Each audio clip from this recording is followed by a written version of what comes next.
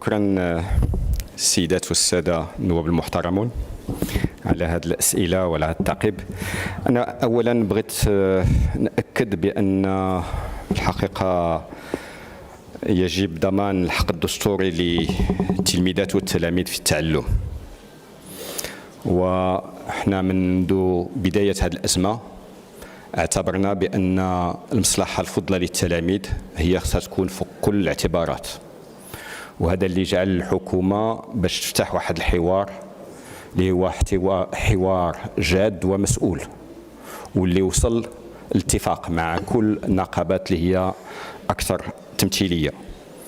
وفي نفس التوجه اشتغلنا على وضع واحد هذه الخطة لضمان الدراسة فيما يخص بالنسبة للتلاميذ فيما يخص ما تبقى من السنة الدراسية. أنا اللي بغيت نأكد عليه هو بأن بطبيعة الحال احنا مددنا السنة الدراسية بأسبوع، ولكن هذا لمراعاة تواريخ تنظيم مباريات ولوج المؤسسات والمعاهد العليا لا الوطنية ولا الدولية. ولكن في نفس الوقت هذا أسبوع، احنا واعيين بأن الأسبوع إذا خديناه بحد ذاته غير كافي.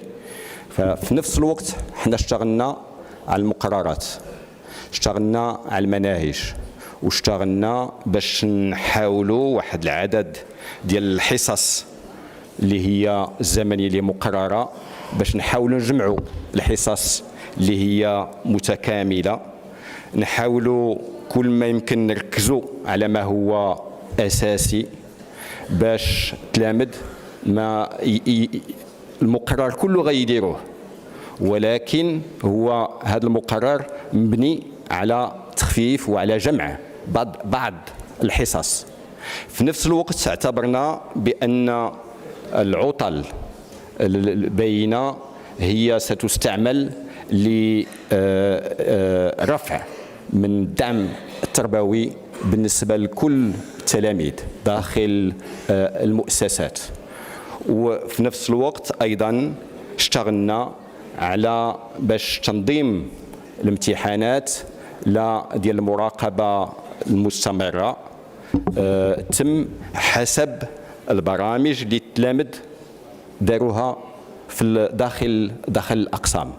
هذا بنوع من المرونة في على صعيد كل المؤسسات التعليمية، اللي غادي يساعد باش هاد التلاميذ ما يكونش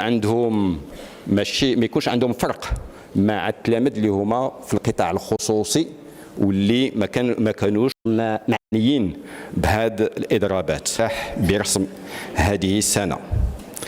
وقد وضعت الوزارة واحد الخطة وطنية لتدبير الزمن المدرسي وتنظيم التربوي للتعلمات، اللي شرف عليها على وضعها واحد الفريق تربوي فيه واحد العدد ديال المفتشين المواد الدراسية للمستويات الإشهادية. وهذه الخطة هي مبنية على مبدأين. المبدأ الأول أو 3 مبادئ. المبدأ الأول هو التركيز على المضامين والكفايات والتعلمات الأساس المستهدفة بكل مستوى دراسي. المبدأ الثاني هو تحقيق تكافؤ الفرص بين جميع التلميذات والتلاميذ، لا من القطاع العمومي مع القطاع الخصوصي، والاستفادة من الحصص التعليمية المقررة، وفي اجتياز الامتحانات المدرسية مع إعطاء أهمية خاصة للمستويات الإشهادية.